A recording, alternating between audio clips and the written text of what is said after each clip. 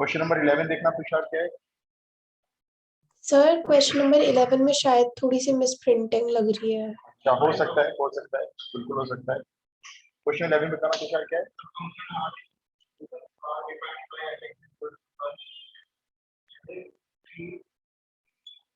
अच्छा, F x सी 1 है बस, और डोमेन रेंज क्या है फंक्शन का, एफ सच दैट करके दिया होगा, देखो real number two real number, real number two real number. क्या करना है इसका बताओ। सर एफ फाइंड करना है। फाइंड करना है। अच्छा, तो ये तो मैनी वन है, आप एक्स को जितने मर्जी रखते रहो, 1 रख लो, 2 रख सर लो। मैनी वन ऑप्शन में नहीं है। मैनी वन ऑप्शन में नहीं, ऑप्शन क्या बोलना है इसके। 1 onto bijective not defined. 1 onto bijective या फिर नॉट डिफाइंड। डिफाइंड तो है, ऑप्शन रॉन्ग है फिर इसका मतलब, क्योंकि ये वैसे तो मैनी वन है और इनटू है। इनटू क्यों है, क्योंकि रियल नंबर तो कोडोमेन है और आंसर क्या आ रहे हैं, सिर्फ एक, बस 1। इस रियल नंबर में 1 के अलावा और किसी भी नंबर की प्री इमेज नहीं है, सिर्फ एक नंबर है जिसका जिसका कनेक्शन बना है इमेज डोमेन के साथ, तो इसका मतलब ये इनटू हो गया। तो अगर मैनी वन इनटू नहीं है, फंक्शन डिफाइंड तो है, फंक्शन तो ठीक है, जितने रियल नंबर है सबकी इमेज 1 ही हो गई, तो मैनी वन हो गया। जितने रियल नंबर है सबने एक इमेज दे रखी है 1, तो मैनी वन फंक्शन है, लेकिन ऑन टू नहीं है, इनटू है, फंक्शन है लेकिन, तो मे बी इसके ऑप्शंस रॉन्ग हो। अगला क्वेश्चन बताओ, 19। Sir 10th question. अच्छा रुको, 10th बताता हूँ। 10th बोलो क्या है। If A is equals to 1 2 3 to n and B is equals to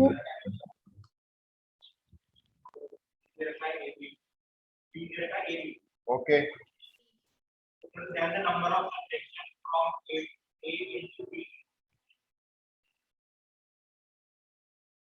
कितने ऑन टू फंक्शंस बनेंगे फ्रॉम ए टू बी, ये क्वेश्चन है। देखो यहाँ पे है 1 2 3 4 डॉट डॉट डॉट एन, और यहाँ पर है ए बी। हमें ऑन टू फंक्शन बनाने के लिए क्या करना होता है, जितने एलिमेंट्स कोडोमेन में है सबको किसी न किसी की रेंज बनाना है। अब आप बताओ ए इनमें से किस किस की रेंज बन सकता है, यानी ए टोटल रेंज बन सकता है n एलिमेंट्स की, तो इसके लिए टोटल रेंज बनाने के लिए n एलिमेंट्स हो गए।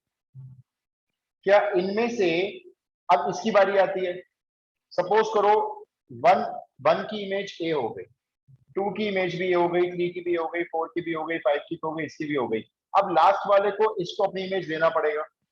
तो अब बताओ बी के लिए टोटल नंबर ऑफ एलिमेंट्स कितने हैं जो बी को अपनी इमेज बना सकते हैं। n-1 n-1, क्योंकि मान लो देखो इसमें अगर 1 इमेज इसने बना लिया, तो 1 अब इसको नहीं ले सकता। अगर 1 इसको अपनी इमेज बनाएगा और इसको भी अपनी इमेज बना लेगा, तो फिर ये ऑन टू फंक्शन, ये फंक्शन ही नहीं होगा। 1 की 2 इमेज नहीं हो सकती। तो ए जो है 1 इसमें से इमेज ले सकता है या 1 इसमें से इमेज ले सकता है। हम ये कह रहे हैं कि ए जो है इसमें से कितनी इमेज ले सकता है, हम ए को कनेक्ट कर सकते हैं n एलिमेंट्स। एक मिनट रुको, ऑप्शन क्या है बताना एक मिनट। ए को भी तो n-1 ही मिलेगा।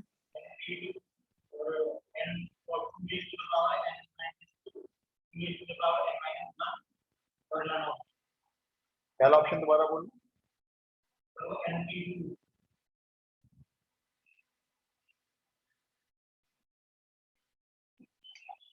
इसके लिए तो खैर n-1 ही बनेगी। सर वरना वैसे नहीं कर सकते कि टोटल रिलेशंस 2 पर n बनेंगे और उसमें 2 केसेस हटा देंगे, एक जिसमें सारे एलिमेंट्स a से कनेक्टेड है और एक जिसमें सारे एलिमेंट्स b से कनेक्टेड।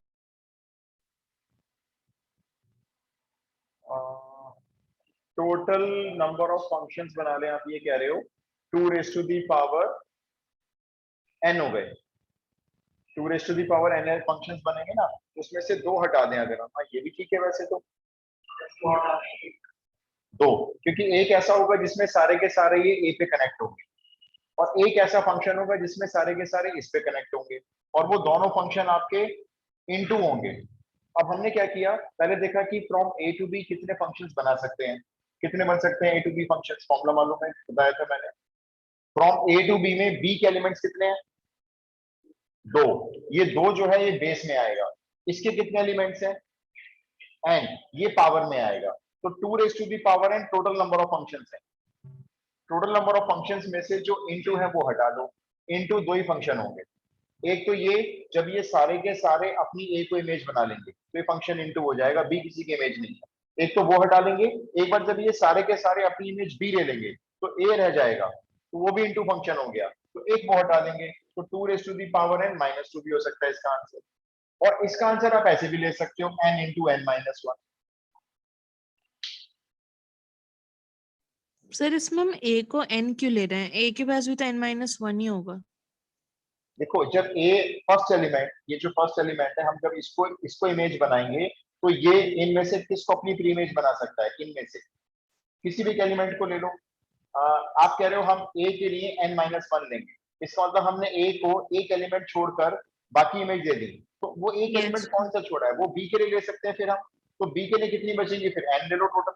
भाई ए जो लेगा ना पहले, तो ए तो टोटल n में से कितनी भी ले लेगा।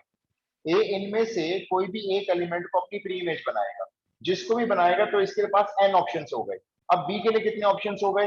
बी के लिए फिर एक लेस कर दो, बी के लिए हो गए n-1। क्योंकि मान लो अगर ए ने 1 को अपनी इमेज बना लिया, प्री इमेज बना लिया, तो बी अब 1 को अपनी प्री इमेज नहीं बना सकता, बाकी सबको बना सकता है। तो इसके लिए n Yes. और इसके लिए n-1। Okay sir. लेकिन मुझे भी डाउट है, रुक जाओ, पहले मन में सोच लो, मैं फिर आपको जवाब दूंगा। 1 मिनट रुको अभी। अगला क्वेश्चन बोलो 1 मिनट जरा।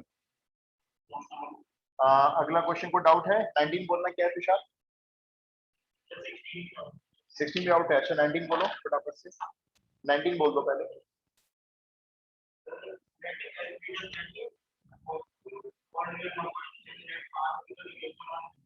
ठीक है।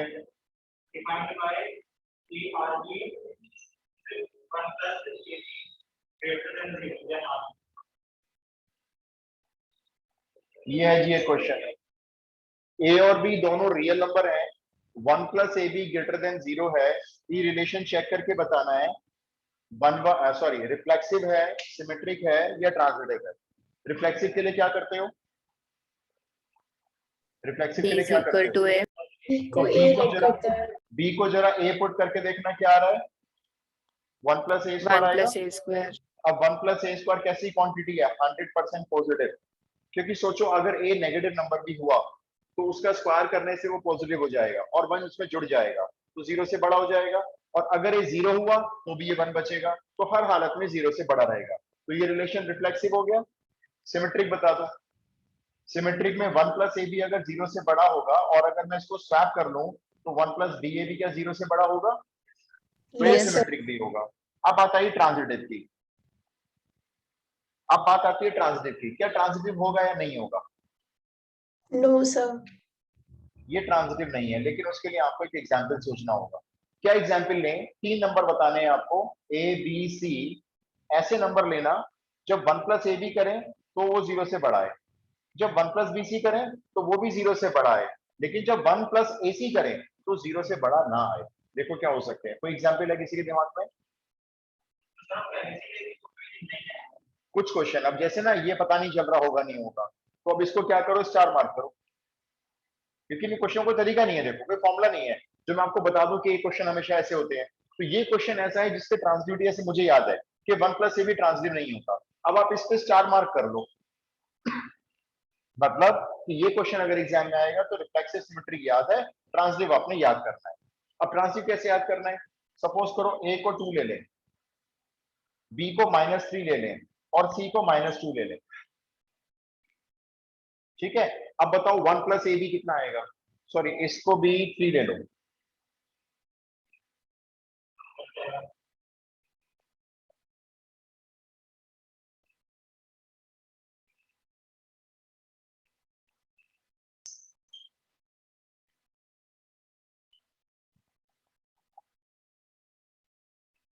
ए को -2 लेते हैं और बी को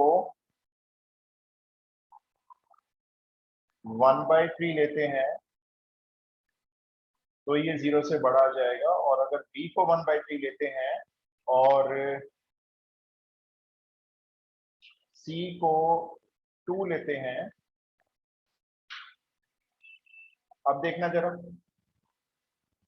1 प्लस ए बी 0 से बड़ा आएगा, चेक करके बताओ।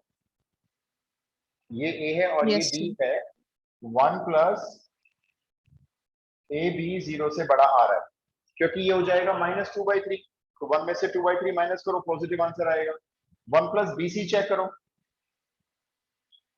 ये भी 0 से बड़ा आ रहा है, देखो 2/3 को मल्टीप्लाई करके ना इसको 1 में ऐड कर दो, तो ये भी 0 से बड़ा आ रहा है। अब जरा ये वाला चेक करो,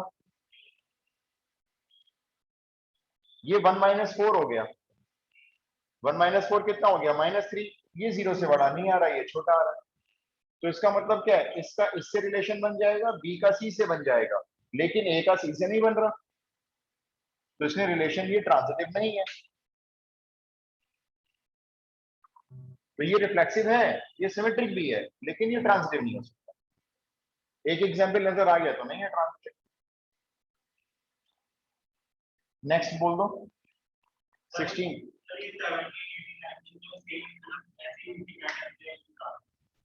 अच्छा 16 में ऑप्शन डाउट है, बताना 16 क्वेश्चन क्या है।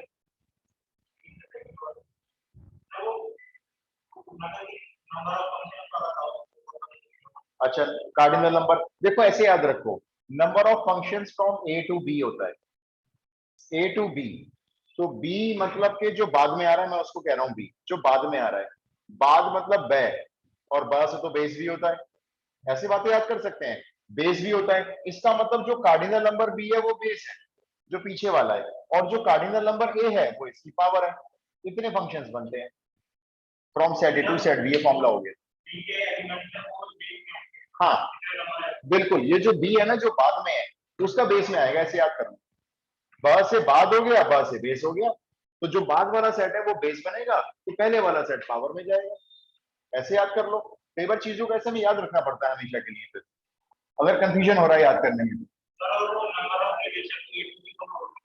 नंबर ऑफ रिलेशंस का फॉर्मूला होता है 2 cardinal number A into cardinal number B, ये नंबर ऑफ रिलेशंस का फॉर्मूला है। कितने रिलेशंस बनेंगे सेट ए से सेट बी में, वो ये होता है। 17 क्या क्वेश्चन बताना साहिल, 17 बता दो क्वेश्चन। सेट एन, ठीक है, रिलेशन बता दो।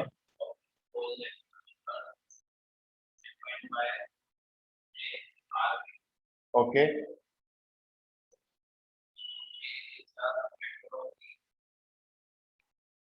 ए is a factor of B, और ये ए और बी क्या है, नेचुरल नंबर है, होल नंबर्स हैं, नेचुरल नंबर्स हैं, श्योर।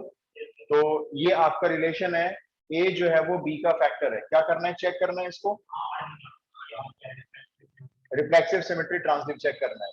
तो बी की जगह ए रख के बताओ, A is a factor of A, true है या फॉल्स है, ए को True. डिवाइड कर देगा, तो ये रिफ्लेक्सिव है।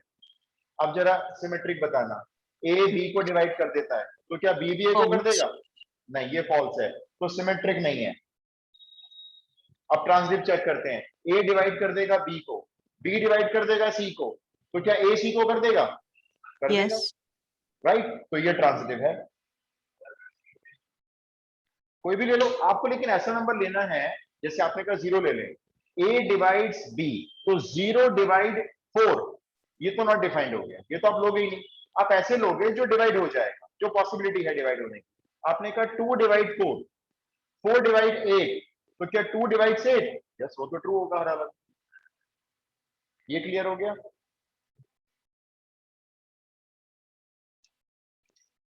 बोलो।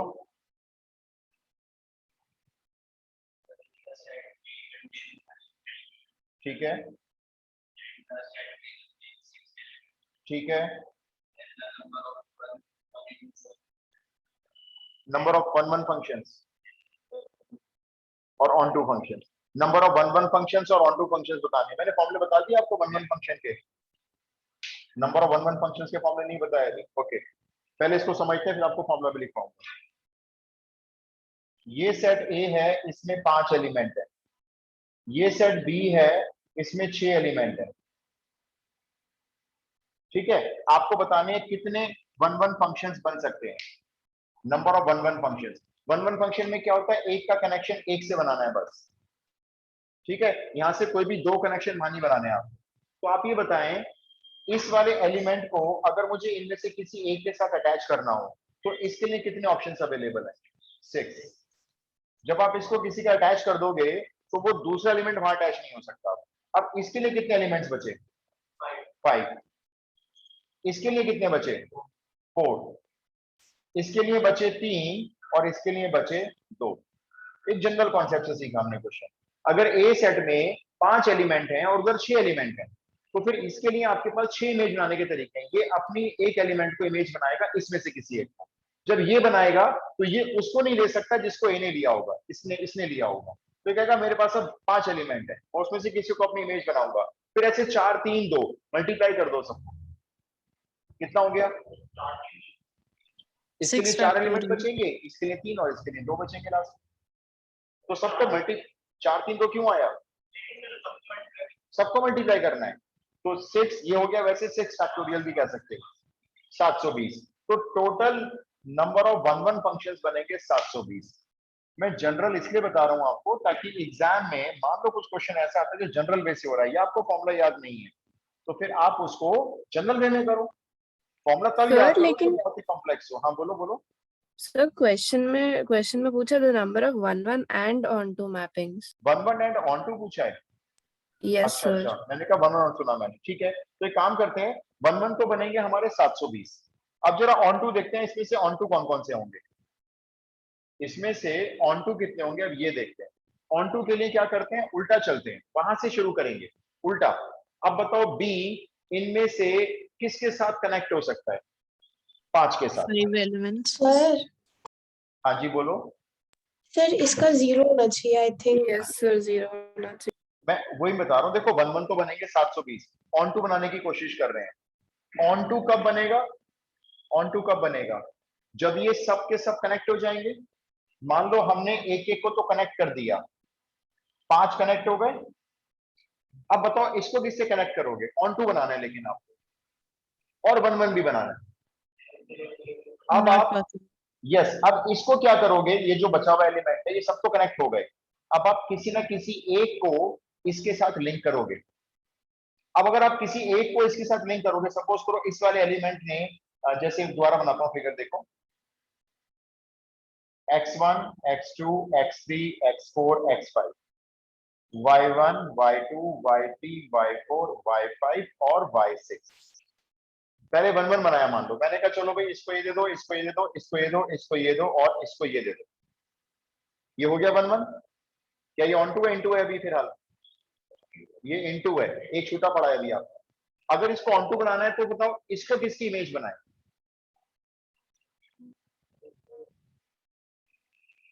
इसकी बना दो इमेज ऐसे। अगर मैं इसकी इमेज बना दूंगा तो फंक्शन ही नहीं होगा। इसका मतलब क्या है, ये तो छूटेगा ही छूटेगा, और अगर ये छूटेगा ही छूटेगा तो इंटू ही रहेगा हमेशा। तो बताओ one one and onto, one one भी और ऑन टू भी हो, यानी बाइजेक्टिव फंक्शन कितने तैयार हो रहे हैं? 0, क्योंकि वन वन बन रहे हैं, ऑन टू तो बन ही नहीं सकता। तो ध्यान रखना है इस बात को, अगर बी सेट में ज्यादा एलिमेंट्स हैं और ए सेट में कम एलिमेंट्स हैं, ए सेट में कम है, आप चाहते हो वन वन भी बने और ऑन टू भी बने, तो ऑन टू बनेगा ही नहीं, क्योंकि अगर आप वन वन बनाओगे तो एक एक कनेक्शन डाल दोगे सबका, चलो पॉसिबिलिटी के साथ, अब एक फंक्शन छूटेगा छूटेगा फिर तो आपको। तो अगर बी सेट में ज्यादा एलिमेंट्स हैं, ए में कम है, तो ऑन टू तो बन ही नहीं सकते। सर तो बाइजेक्टिव फंक्शन सिर्फ तभी होगा जब इक्वल नंबर ऑफ एलिमेंट्स होंगे। यस, बाइजेक्टिव फंक्शन तभी होगा जब इक्वल नंबर ऑफ एलिमेंट्स होंगे। आपने बिल्कुल सही बताया। Okay sir. Sir N B more भी तो हो सकता है। नहीं, अगर मोर हो जाएगा ना तो फिर या तो छूटेंगे या फिर डबल ले लेंगे वो। नहीं sorry, N A. N A क्या? Cardinal number of A. N B. मैं तो आपकी वन बात वन नहीं होगा।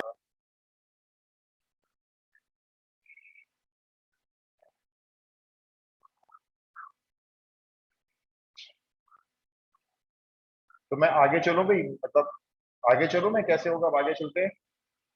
तो वन वन के लिए ना आप काउंटिंग याद करो, ऐसे कैसे याद करनी है। अगला क्वेश्चन बोलो जल्दी से मेरे को। सर 21। 18, 21 और 29 है, 3 और बचे हैं। 18 क्वेश्चन बोलना।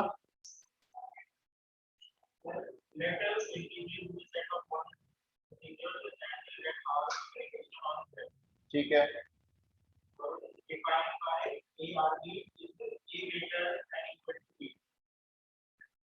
ठीक है।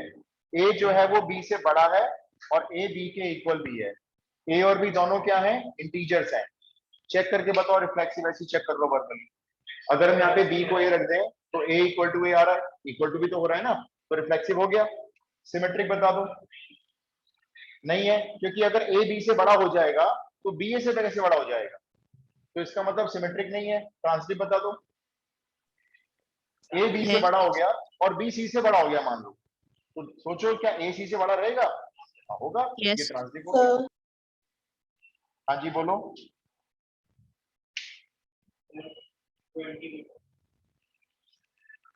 बोलो बोलो, कोई और क्वेश्चन है तो बोलो, या मैं आगे चलता हूँ। 20 भी लो जी। हाँ,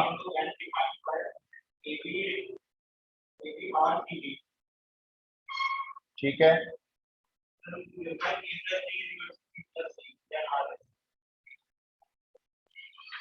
हमने पेयर वाले क्वेश्चन किए थे वैसे, yes sir, ये करवाया रिलेशन आपने। से नहीं, ये इससे वाला ये भी किया करवाया था। चलो कोई बात नहीं, फिर से कर लेते हैं। इसको रिफ्लेक्सिव करना है। रिफ्लेक्सिव के लिए क्या करेंगे, दोनों जगह पेयर सेम रख लो। दोनों जगह पेयर सेम रखेंगे। पेयर सेम रखना, a b relation A b. बोलो क्या रिलेशन बनेगा। देखो यहाँ ध्यान से रीड कर लो क्या हो रहा है। ए में डी ऐड हो रहा है एक साइड पे, उधर बी और सी ऐड हो रहे हैं दूसरी साइड पे। अब आप अपना बोलो क्या ऐड करो।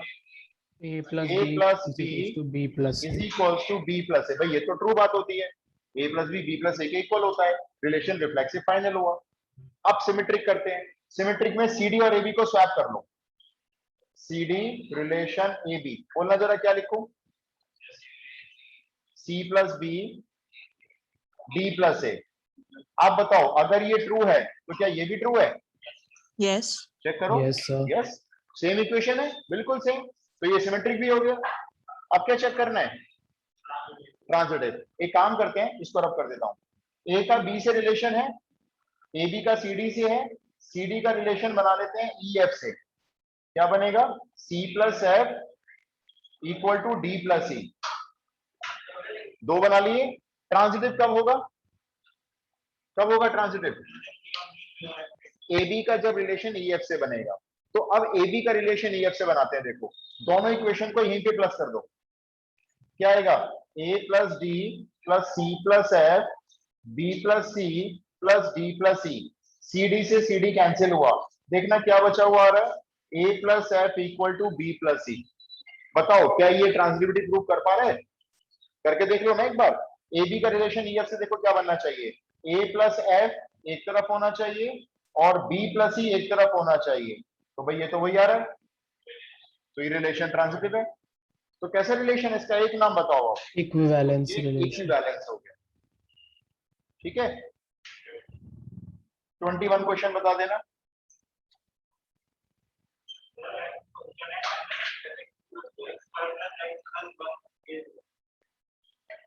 X square plus x plus 1। Sir video blur हो गई।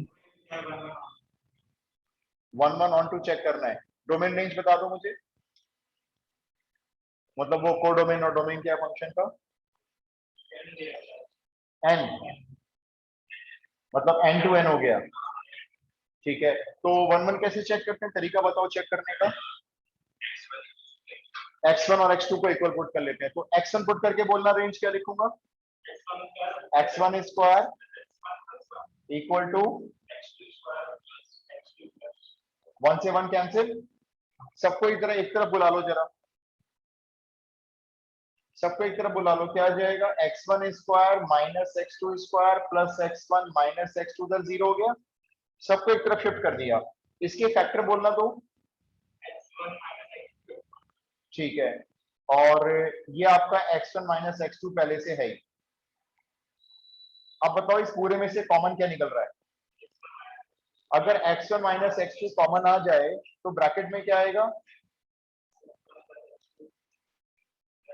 अच्छा x1 x2 दोनों नेचुरल नंबर है, क्या कोई भी दो नेचुरल नंबर जुड़कर और उसमें 1 भी जोड़ दिया जाए तो क्या 0 हो सकता है? वो नहीं हो सकता। No, sir. तो ये कंडीशन रिजेक्ट हो गई, क्योंकि ये तो पॉसिबल ही नहीं है 0 से इक्वेट होना। जब ये 0 से इक्वेट नहीं होगा तो चला गया 0 के डिवाइड में, क्योंकि ये पॉसिबल नहीं हो सकता। तो इसको मैंने कट कर दिया। अभी क्या बचा है आपके पास? x1 minus x2 is equals to 0. तो x1 माइनस x2 अगर 0 के इक्वल बचा है तो x1 x2 के इक्वल आ रहा है, और अगर x1 x2 के इक्वल आ रहा है नेचुरल नंबर से इसलिए, तो इसका मतलब फंक्शन ये आपका 1 1 है। ये मैंने क्रॉस क्यों लगा दिया? क्योंकि अगर x1 x2 दो नेचुरल नंबर हैं तो दो नेचुरल नंबर ऐड हो गए, पॉजिटिव आंसर कुछ आया, उसमें फिर 1 ऐड हो गया तो 0 कैसे आ जाएगा? 0 तो आ ही नहीं सकता। अब ऑन टू चेक करते हैं। ऑन टू के लिए क्या करते हैं जल्दी बताओ। इसको y के इक्वल रख लेते हैं। तो y is equals to x square plus x plus 1, ये हो गया। अब क्या करेंगे? यहां से x की वैल्यू निकालनी है। यहां फंस जाएगा बच्चा, क्योंकि इसमें एक्स स्क्वायर भी आ रहा है और x भी आ रहा है। तो कैसे निकालिए? देखो value x square plus x plus 1 minus y, y को इधर बुला लिया, इस साइड पे क्या रह गया? 0। अब इसमें आप लगाओगे 10th क्लास वाला क्वाड्रेटिक फॉर्मूला, याद है किसी को? 10th क्लास वाला quadratic formula, minus b plus minus b square minus 4ac का अंडर रूट अपॉन 2a, ये लगाते हैं। चलो इसमें b बोलो क्या है? 1. 1। तो ये हो गया -1 plus minus under root b square 4ac, 4 तो चलो 4 है, a मेरा 1 है, c कितना है? 1 minus 1. राइट, और अपॉन 2a। तो x की वैल्यू आ गई -1 प्लस, इसको सॉल्व कर लो, ये आ जाएगा 4y माइनस 3 अपॉन 2। अब सोच के बताओ, अगर मैं y को कोई भी नेचुरल नंबर पुट करूं, कोई भी नेचुरल नंबर, और उसको यहां पुट करके इसको सॉल्व करें, तो क्या x भी नेचुरल नंबर आएगा? Yes, sir. अच्छा, एक काम करो, 5 रखना जरा y को 5 रखो, अब सॉल्व करो। ये कितना हो गया? 20। 20 में से 3 लेस करो 17। 17 का अंडर रूट निकालो, नेचुरल नंबर तो नहीं आ रहा। नेचुरल नंबर में -1 करोगे तो भी ये तो नेचुरल हो गया ना, नेचुरल तो नहीं आ रहा। तो अब ये इसका मतलब कंप्लीट क्वांटिटी नेचुरल नहीं आई। मैंने तो आपको y को 5 रखवाया है, और ऐसे बहुत सारे y हैं जिनसे x क्या होगा? नेचुरल नंबर आएगा ही नहीं। तो बताओ ऑन टू है या इनटू है? Into इनटू है। तो 1 1 है लेकिन साथ में इनटू है, क्योंकि इसमें Sir, y की कुछ वैल्यूज। हाँ बोलो बोलो। आपने सिर्फ प्लस क्यों लिखा है? x ना एक्चुअली नेचुरल नंबर है। अगर मैं यहाँ पे माइनस भी ले लेता हूँ सपोज करो, तो दो नेगेटिव नंबर ऐड हो जाएंगे, नेचुरल नंबर तो आ ही नहीं पाएगा फिर कभी भी। इसलिए मैंने माइनस को इग्नोर किया, मैंने कहा इसको प्लस ही लेंगे हम, तभी तो बनेगा ना वो फिर हमारा नेचुरल नंबर। और हम देख रहे हैं नेचुरल नंबर बन सकता है कुछ वैल्यूज के लिए, लेकिन सभी वैल्यूज के लिए नहीं बन सकता। जैसे आप देखो y को 1 रखो, y को 1 रखेंगे तो कितना हो गया? ये 1 आ जाएगा, 1 का रूट भी 1 हो जाएगा, लेकिन अब ये 0 आ जाएगा। इसका मतलब 1 भी अपनी एक्स को वैल्यू नहीं दे पा रहा। समझ रहे हो मतलब कैसे सॉल्व कर रहे हैं? आप y को ऐसा नंबर रख लो जिससे Yes, रूट sir. सॉल्व हो जाए, तो नेचुरल नंबर आने के चांस है, वरना किसी एक वैल्यू पे नहीं आ रहा तो नहीं है, बस बात खत्म हो गई। एक 29 और बता दो, रुको बच्चे ऑनलाइन पूछ रहे हैं। एक मेरे को 29वां क्वेश्चन और बता दो, 29।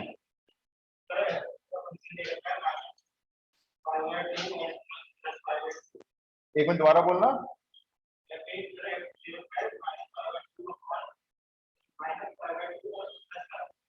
यहां से कहां तक है फंक्शन ये? और यहाँ पे ओपन है क्लोज्ड है? ठीक है, ये फंक्शन का डोमेन है और ये फंक्शन का कोडोमेन है। फंक्शन साइन एक्स, क्या बताना है इसके बारे में? 1 1 और ऑन टू बताना है। ठीक है, देखो अगर मैं इसको वैसे करवाऊं ग्राफ से तो ज्यादा आसान है समझने में, लेकिन आप ग्राफ नहीं बना पाओगे साइन एक्स का, तो आप ऐसे ही समझो। वरना देखो ग्राफ कैसे बनता है साइन एक्स का, यहाँ -π/2 रख लो, यहाँ +π/2 रख लो। -π/2 पे साइन की वैल्यू होती है -1, यहाँ पे 0 पे 0 और π/2 पे +1, तो इसका ग्राफ कुछ ऐसे जाएगा ये। अब आप ग्राफ से भी चेक करते हो, चेक कर लो। अब ये -1 से +1 तक की सारी वैल्यू y एक्सिस पे कवर कर रहा है, सारी वैल्यू y एक्सिस की कवर हो रही है। अगर y एक्सिस की सारी वैल्यू कवर हो रही है ग्राफ से, तो इसका मतलब ये ऑन टू है। और अगर हम ग्राफ में y एक्सिस के x एक्सिस के पैरेलल लाइन ड्रॉ करें तो वो ग्राफ को एक ही जगह कट करेगी, तो ये 1 1 भी है। इसका मतलब sin x फंक्शन -π/2 से +π/2 से लेकर -1 से 1 के इंटरवल में हमेशा बाइजेक्टिव होता है। आप कोई भी नंबर पुट कर लो, sin x1 को sin x2 के इक्वल पुट कर लो तो x1 x2 के इक्वल आएगा। और अगर आप इसमें इसको y मान लेते हो, लेट इक्वल्स टू y ले लेते हो, तो x की वैल्यू हो जाएगी sin इनवर्स y, और y अगर इसमें से कुछ भी रखेंगे तो x की वैल्यू इसमें से ही आएगी।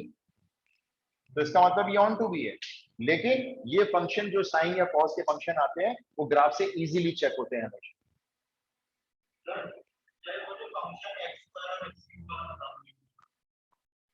फंक्शन बोलना क्या है, क्या मैं ये रब कर दूं, क्लियर हो गया? Yes sir. Yes, sir.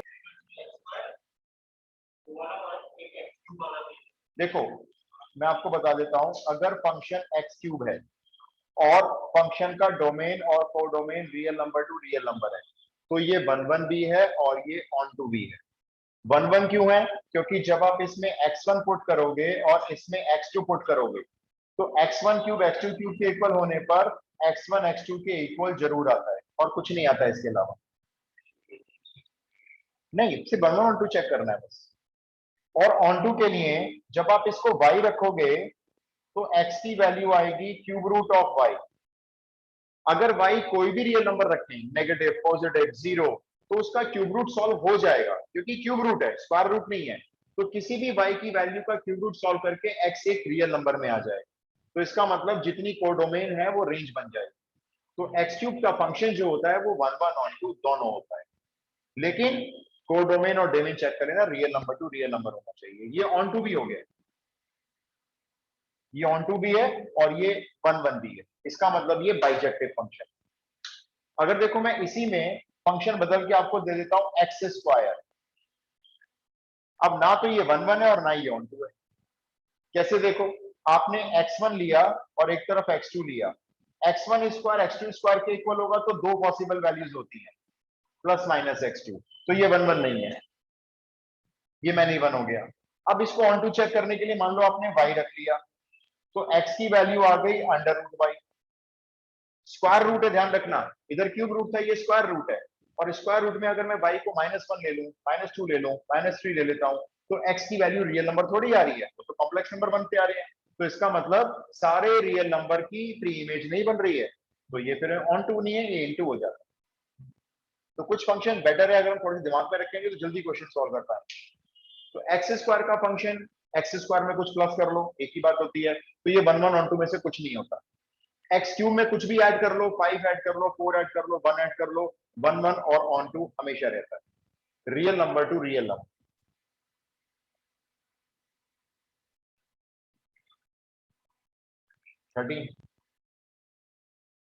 Question बोलना।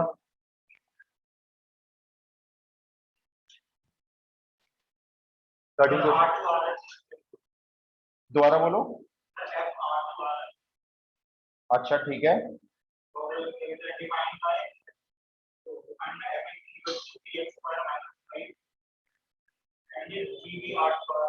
ठीक है, ठीक है। क्या करना है? GOF निकालना है। GOF का मीनिंग क्या होता है? G के अंदर FX का आना, ये मीनिंग है GOF का। पहले तो ये FX पूरा उठा के यहाँ पे रख दो, G के अंदर ये रख दिया। अब ये वैल्यू कहाँ रखोगे बताओ? 3x² - 5 इस वाले g फंक्शन में, वो भी किस जगह पे? x की जगह पे। तो जैसे ये x है ऊपर तो यहाँ पर आएगा 3x² - 5, नीचे x² है तो यहाँ पर आएगा 3x² - 5 का होल स्क्वायर प्लस 1। अब ये वाला होल स्क्वायर अगर आप खोल लोगे तो आपका कोई ना कोई ऑप्शन मैच कर जाएगा।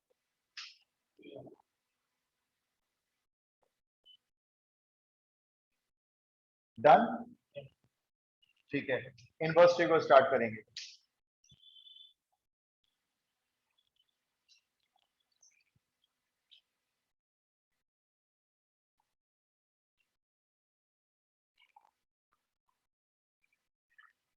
इनवर्स ट्री को स्टार्ट करेंगे, ज्यादा नहीं है, थोड़ा कम काम है इसके अंदर, जल्दी खत्म हो जाएगा। पहले मैं आपको इसके सारे कॉन्सेप्ट बता रहा हूँ जितने भी हम यूज करने जा रहे हैं, फिर क्वेश्चन हम सारे मिक्स करेंगे।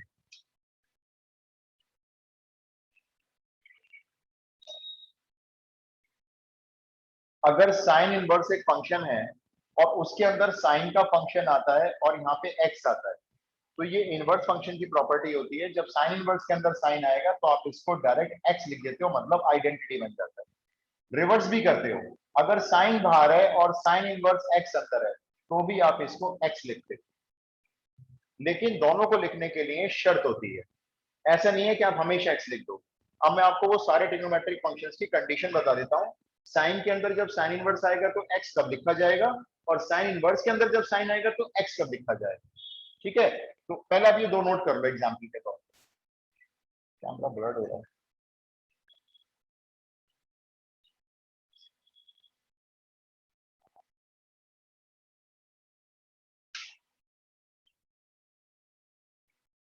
अच्छा, अब आपको क्या क्या चीजें याद रखनी है पहले वो सुनो, क्योंकि आपका नॉलेज बेस्ड क्वेश्चन भी हो सकता है। नॉलेज का मतलब कितना जानते हो इसके बारे में। जैसे साइन इनवर्स एक्स, यहां पे आप लिखोगे डोमेन और यहां पे आप लिखोगे प्रिंसिपल वैल्यू ब्रांच। मैंने लिख दिया पीवी ब्रांच मतलब principal value branch. Sine inverse में आप एक्स को जब पुट करना चाहोगे तो आप पुट कर सकते हो -1 से 1 का क्लोज्ड इंटरवल। एक्स की वैल्यू -1 और 1 के बाहर नहीं जानी चाहिए, और जो इसका आंसर निकल के आएगा, जब आंसर निकालोगे तो वो आंसर आता है क्लोज्ड इंटरवल -π/2 से π/2। इसीलिए साइन एक्स फंक्शन इस डोमेन में और इस कोडोमेन में 1 1 ऑन होता है। फिर आता है कॉस इनवर्स एक्स, इसका डोमेन भी सेम होता है, यही होता है। इसकी जो प्रिंसिपल ब्रांच होती है वो 0 to π याद रखें, क्लोज्ड इंटरवल। फिर आता है tan इनवर्स एक्स, इसका डोमेन ऑल रियल नंबर्स होता है, कुछ भी रख लो एक्स को, कोई दिक्कत ही नहीं है। लेकिन इसके जो आंसर्स आते हैं वो ओपन इंटरवल -π/2 to π/2 से निकलते हैं। फिर आता है कॉट इनवर्स एक्स, इसका डोमेन भी ऑल रियल नंबर्स होता है।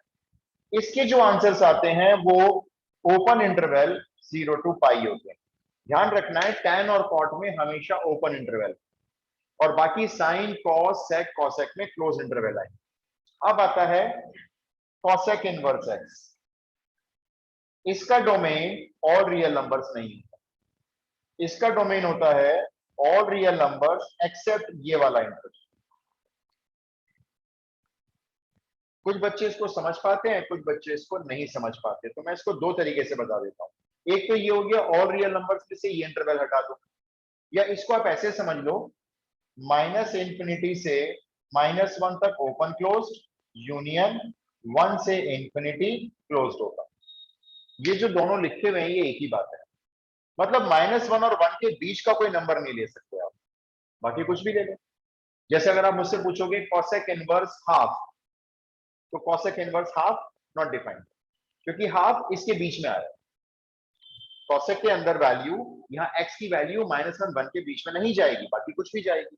और अब ये आंसर कहां से देगा आपको, सेम होती है बिल्कुल, साइन वाली ब्रांच होती है, लेकिन इस ब्रांच में से एक एलिमेंट 0 हट जाता है, क्योंकि कॉसेक की वैल्यू कभी 0 नहीं आएगी। और इसी तरह से बिल्कुल सेक इनवर्स लिख लो, सेक इनवर्स का डोमेन बिल्कुल सेम है, ये लिखना चाहो ये लिखो, ये लिखना चाहो ये लिख लो, और इसकी जो ब्रांच होगी वो कॉस वाली ब्रांच होती है एक्सेप्ट π/2।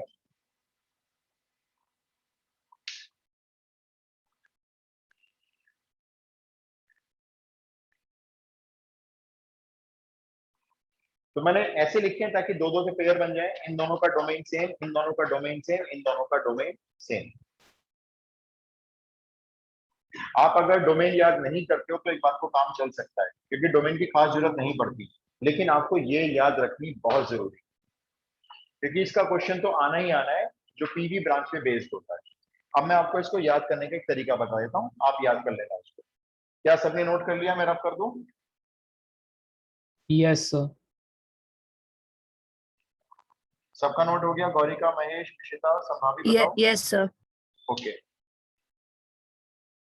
अब मैं आपको देखो इसको याद करने का तरीका ऐसे याद करवा देता हूं, आप उल्टा याद कर लो। जैसे -π/2 से π/2 किस किस की ब्रांच होती है? ये 3 इनवर्स की ब्रांच होती है अकेली। एक तो साइन इनवर्स की होती है, एक ये टैन इनवर्स की होती है, और एक ये कॉसेक इनवर्स की होती है। ठीक है, अब इसके आगे क्या याद रखोगे? एक सेकंड,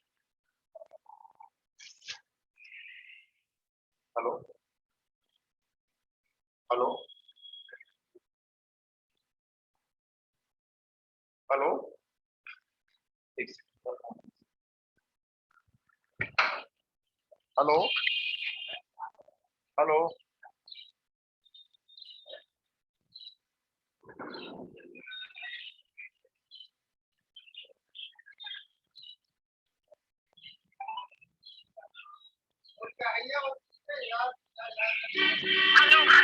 हेलो, फोन किया था?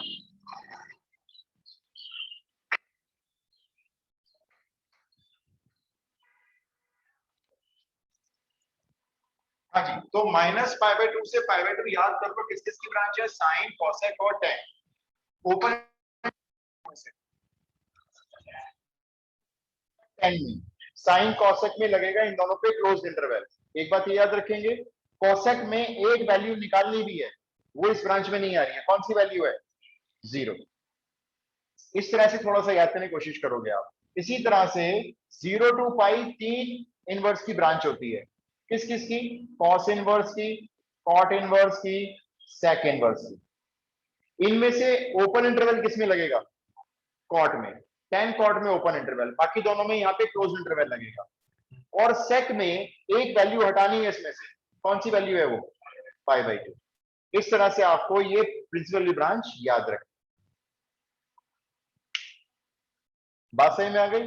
याद करने का तरीका आपका अपना, जैसे मैं याद, मैं आपको हिंट दे रहा हूं भाई, ऐसे भी याद कर सकते हो आप। अब आगे क्वेश्चन सुनो कैसे करने हैं। जो मैं बताऊंगा ध्यान से सुनना, काम आ जाएगा। जब मैं आपको कोई भी इनवर्स ट्रिगो फंक्शन दूंगा, sine inverse, tan inverse, cosec inverse, 3 लिखे मैंने एक साथ। मालूम 3 क्यों लिखे? क्योंकि तीनों की ब्रांच एक जैसी है। तीनों की ब्रांच क्या है? -π/2 से +π/2। और मैं आपको इनके अंदर नेगेटिव वैल्यूज दूंगा, जैसे कि ये।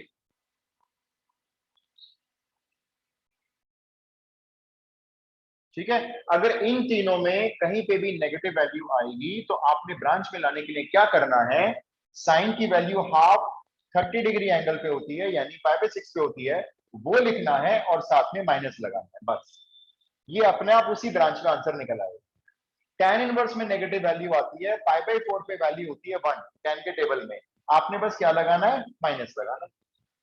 इसी तरह से कॉसेक में वैल्यू √2 π/4 पे होती है, आपने क्या लगाना है? माइनस लगाना है। ऐसा करने से आपको चेक करने की जरूरत नहीं पड़ेगी, ये आंसर उसकी ब्रांच में ही आ रहा होगा। अभी 3 और बचे। Cos inverse negative value, cot inverse कोई नेगेटिव वैल्यू, और सेक इनवर्स कोई नेगेटिव वैल्यू। इन तीनों की ब्रांच एक जैसी है। बताना कहां से कहां तक होती है इन तीनों की ब्रांच? 0 to π। 0 और π के बीच में आंसर लाना है आपको। तो आपको 0 π के बीच में आंसर लाने के लिए क्या करना है? तीनों में नेगेटिव वैल्यू आ रही है, तीनों को पाई में से माइनस करना है। पाई में से माइनस करोगे तो पाई के छोटा हो जाएगा आंसर। अब पाई में से माइनस करें क्या? हाफ वैल्यू सोच के बताओ, कॉस में कितने डिग्री पे होती है? 10th क्लास में टेबल याद किया था।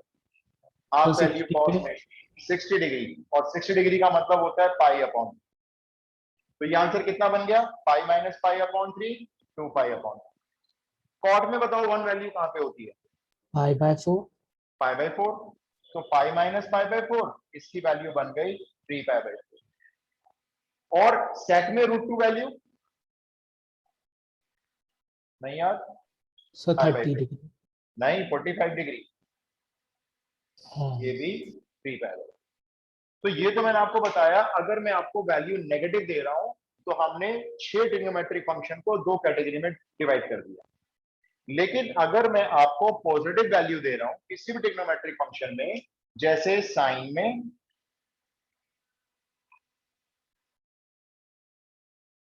कॉस में, किसी में भी पॉजिटिव वैल्यू कोई भी ले लो, टैन में, तो पॉजिटिव वैल्यू के लिए कोई कैटेगरी नहीं है, सब एक जैसे हैं। सिर्फ क्या करना है, अगर पॉजिटिव वैल्यू अंदर नजर आए तो खाली वो एंगल लिख देना है जिस पे वैल्यू होती है, कोई माइनस नहीं लगाना, कोई पाई में से माइनस नहीं करना। जैसे साइन में √3/2 वैल्यू 60 डिग्री, कॉस में 1/√2 वैल्यू 45 डिग्री, टैन में √3 वैल्यू 60 डिग्री। ये आंसर होगा डायरेक्ट, कोई भेदभाव नहीं फिर इसमें, सब एक जैसे तो ले जाएंगे। लेकिन अगर नेगेटिव आएगा तो आपको ध्यान रखना है, साइन टैन और कॉसेक में नेगेटिव आ रहा है, एंगल नेगेटिव। कॉस सेक और कॉट में नेगेटिव आ रहा है, पाई में से एंगल माइनस करो। आई होप क्लियर, ये बात याद रहेगी। अच्छा, Yes, sir.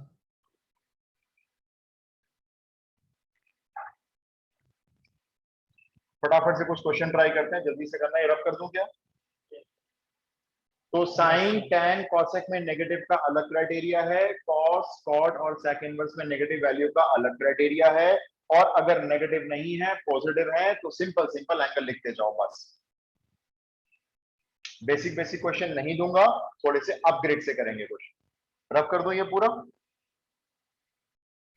Yes sir. Okay, ऊपर डाल देना इवैल्यूएट। इवैल्यूएट का मतलब होता है प्रिंसिपल वैल्यू निकालने को बोल रहे हैं, या फाइंड द प्रिंसिपल वैल्यू।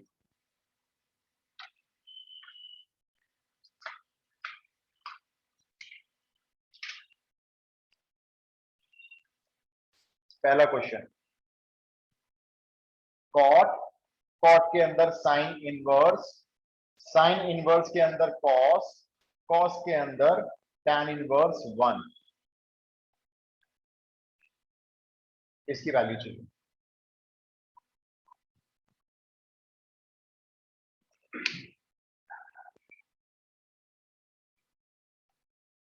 अभी जिसको भी पहले आ रहा है वो आंसर बता दो, थोड़ा जल्दी से ले। आप इसको ना यहां से सॉल्व करो, देखो यहां से अंदर से सॉल्व करो, यहां से। तो 1 tan आ रहा है। inverse 1 आ रहा है। ओके, चेक करते हैं इसकी क्या वैल्यू होती है टैन इनवर्स की। 1 नेगेटिव नहीं है, Pi पाई by by 4. ये क्या बन गया, Cos पढ़ो pi उसको by पूरा। 4. cos cos pi pi by by 4, cos pi by 4 की वैल्यू क्या होती है, सिंपल 1 10 upon से root 1 निकाल by लो, root 2 1/√2। अब मैंने लिख लिया थोड़ा सा, ठीक है। ये साइन इनवर्स के अंदर आ गया, समझ में आया? वर्बली क्या है मैं थोड़ा सा कहा, ये पाई बाय 4 बन गया, cos pi by 4 1/√2 बन गया, ये साइन इनवर्स यहाँ पे। अब बताओ ये क्या बन गया, sin में ये किस pi एंगल by पे, 4 उस एंगल बन पे, गया। by 4 pi by 4। अब ये पाई बाय 4 बन गया, इसके बाहर आपका कॉट है। अब कॉट पाई बाय 4 की बता दो वैल्यू, फाइनल आंसर है 1. 1 1 आंसर हो गया। कहां से शुरू करना है सॉल्व करना, यहाँ इनर पार्ट से। tan इनवर्स 1 पाई बाय 4 थोड़ा सा वर्बली कर लिया हमने, ये पाई बाय 4 है तो cos पाई बाय 4 की वैल्यू डाल दी 1/√2, इसके बाद sin इनवर्स, sin इनवर्स में 1/√2 डालोगे तो पाई बाय 4 बनेगा फिर से। अब ये cot पाई बाय 4 हो गया, फाइनली आंसर था। अगला क्वेश्चन लिखो, tan इनवर्स, tan इनवर्स उसके अंदर ले लो आप 2 cos, और 2 cos के अंदर 2 sin inverse half. tan inverse bracket में 2 cos, उसके अंदर 2 sin इनवर्स हाफ। थोड़ा फास्ट,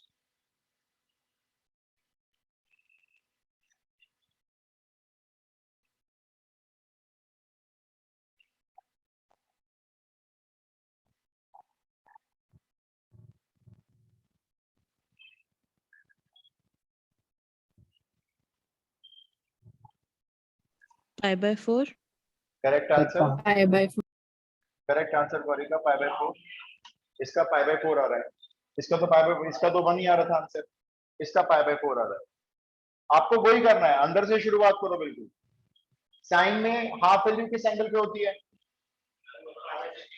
पाई बाय 6 पे, 30 डिग्री पे होती है। तो ये बन गया 2 इंटू पाई बाय 6, 2 से कट गया, ये बन गया पाई बाय 3। इस पाई बाय 3 के बाहर क्या है, 2 छोड़ो, कॉस है ना, तो ये बन गया cos pi by 3। cos 60 degree की वैल्यू क्या होती है, 1/2। इस 1/2 के साथ क्या मल्टीप्लाई में है, 2, तो अब ये 2 से 2 कट गया, अब ये पूरा क्या बन चुका है, 1। और tan इनवर्स के अंदर अगर 1 आ रहा है तो फिर वैल्यू पाई बाय 4। क्या मैं एक बार प्रॉपर लिख के दिखाऊं या सही में आ रहा है, बोलो एक बार लिख के दिखाऊं प्रॉपर, देखो, क्योंकि ये हम ना थोड़ा सा वर्बली ज्यादा कर रहे हैं, लिख कम रहे हैं। देखो अगर मैं इसको पूरा प्रॉपर वे में लिखूं, मतलब ढंग से एक्सप्लेन करें, तो ये tan इनवर्स अभी ऐसी रहेगा, उसके अंदर 2 cos भी ऐसी रहेगा, उसके अंदर जाएंगे 2 ऐसी रहेगा, साइन इनवर्स हाफ की वैल्यू पुट कर देंगे π/6, ये ऐसे बना पहला स्टेप। 2 से ये π/6 कैंसिल करके बन गया π/3, cos 60 डिग्री बन गया, ये 2 तो यहां पे आ गया, cos 60 डिग्री की वैल्यू हमने पुट कर दी हाफ होती, अब ये हाफ से हाफ कैंसिल हो गया। अब फाइनली tan इनवर्स के अंदर 1 आ रहा है, और tan इनवर्स में 1 आ रहा है, सिर्फ एंगल लिखना है π/4।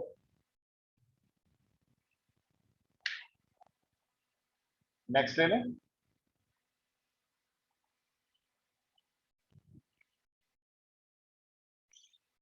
वैल्यू बताना बिना गलत किए, एक ही बारी में आंसर सही होना चाहिए।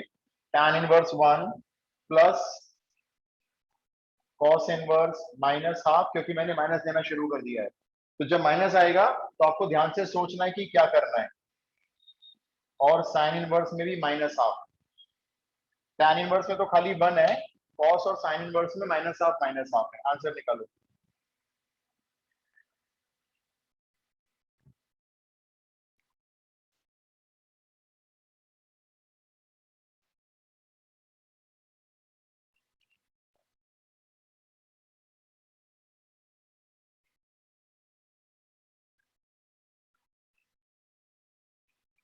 हाँ जी बोलो। 3π/4। 3π/4, ओके, एनीबडी एल्स? आंसर बता नहीं रहा हूँ अभी क्या आएगा, ये आ रहा है नहीं आ रहा है? गौरी का आंसर है 3π/4।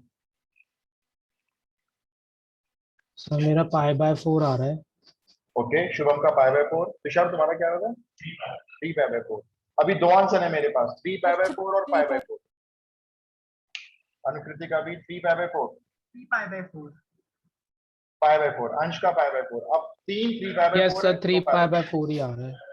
आंसर बिल्कुल करेक्ट है 3π/4, 5/4 नहीं आएगा। एक बार देख लो, मैंने यही कहा, देखो ध्यान से करना, क्योंकि वहां पर क्या होगा, आप रीचेक नहीं करोगे कभी भी, रीचेक करना तो भूल जाओ कि हम सारे क्वेश्चन रीचेक करें, टाइम नहीं मिलेगा आपको, तो इसलिए आपको वन टाइम में आंसर सही निकालने की कोशिश करना है। tan इनवर्स 1 कोई दिक्कत नहीं है, π/4 हमने कुछ सोचा ही नहीं, cos में माइनस आया, हमने सोचा कि cos में जब माइनस आता है तो हम क्या करते हैं, हम पाई में से एंगल को माइनस करते हैं। अब हाफ वैल्यू cos में होती है 60 डिग्री पे, तो हमने 60 को लिख दिया π/3, ये इसकी वैल्यू। साइन इनवर्स में माइनस आया, हमने सोचा क्या करते हैं, हमें याद आया इसमें एंगल को नेगेटिव करते हैं, तो बस माइनस लगाएंगे और हाफ वैल्यू होती है π/6 पे, बस इसको सॉल्व करना है।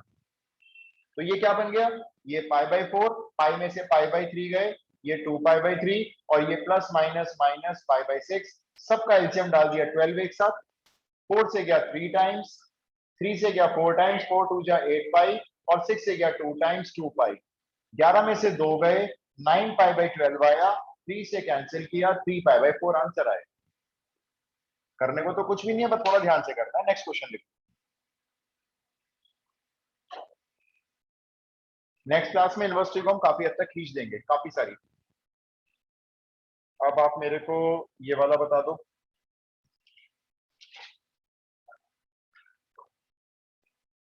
साइन इनवर्स, उसमें कॉस, कॉस के अंदर 2 कॉसेक इनवर्स, और कॉसेक इनवर्स के अंदर है -2,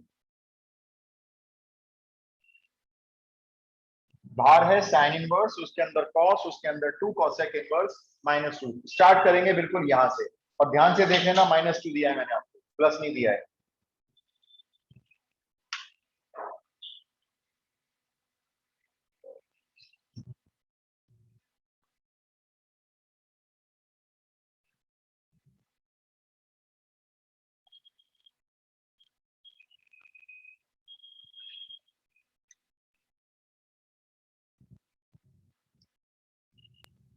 π/6।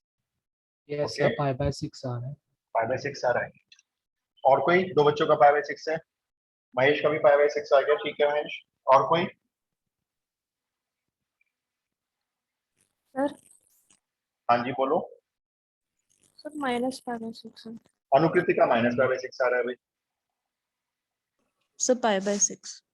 अब 3 बच्चे कह रहे हैं π/6 और एक बच्चा कह रहा है -π/6। देखो ऑप्शन में ना दोनों दिखाई दे रहे होंगे आपको, ये तो जिसका जो भी होगा वो फटाफट टिक कर जाएगा उसको। क्योंकि आप चेक नहीं करोगे, आप सोचोगे मेरा तो पाई माइनस पाई 6 आ रहा है, ऑप्शन मैच भी कर रहा है। आप क्वेश्चन को कब रीचेक करते हो मालूम? जब आपका आंसर चारों ऑप्शन में से मैच ही नहीं कर रहा होता, तो आप सोचते हो हमने गलत किया है। वरना अगर आपका ऑप्शन कोई मैच हो गया ना, फिर आप चेक नहीं करोगे एग्जाम में, आपको यही सही है, मेरा भी आ रहा है, इनका भी है। आंसर है अनुकृति π/6। अब कैसे है एक बार देखो, चलो मैं पूरा दिखाता हूं आपको प्रॉपर वे में कैसे लिखेंगे। साइन इनवर्स लिखा, कॉस लिखा, 2 लिखा। अब कॉसेक इनवर्स में नेगेटिव वैल्यू आ रही है। सबसे पहले सोचो कि करना क्या है नेगेटिव में, कॉसेक में नेगेटिव एंगल लिखना है। 2 वैल्यू कॉसेक में याद है कहां पे होती है? 60 डिग्री पे नहीं, 30 डिग्री पे होती है। कॉसेक में वैल्यू 30 डिग्री पे होती है 2। ऐसे करा करो, देखो कॉसेक में अगर वैल्यू याद नहीं आ रही किस डिग्री पे होती है, साइन में उल्टा करके सोच लो वैल्यू। कॉसेक का उल्टा साइन होता है, तो साइन में 1/2 सोचो कहां होता है? 30 पे, तो बस 30 डिग्री हो गया। अब क्या करेंगे, इस 2 से 6 को कैंसिल करेंगे, ठीक है। अब ये बन गया cos -π/3। थोड़ा सा याद करके बताओ 11th क्लास के हिसाब से cos में नेगेटिव एंगल आने पे क्या करते थे हम लोग? रिजेक्ट कर देते थे माइनस। तो लो रिजेक्ट कर दिया, ये लो रिजेक्शन मार दिया इसको। ये cos 60 डिग्री हो गया। cos 60 डिग्री की वैल्यू होती है 1/2। अब रह गया खाली sin इनवर्स हाफ, और sin इनवर्स हाफ की वैल्यू π/6।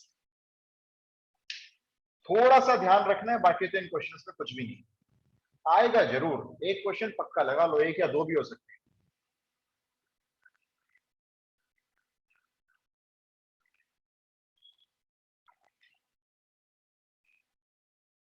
डन, ठीक है। इसको परसों कंटिन्यू करेंगे। रिलेशन फंक्शंस की शीट जिसने नहीं किया भाई वो कर लो, तभी मेरे देने का फायदा है, क्योंकि अब मैं इसकी शीट दे दूंगा। इसके भी करीब 30 क्वेश्चन रेडी करके रखिए, ठीक है जी। फिर हम मिलते हैं परसों। थैंक यू सर, जय हिंद। ओके जी, जय हिंद, टेक केयर।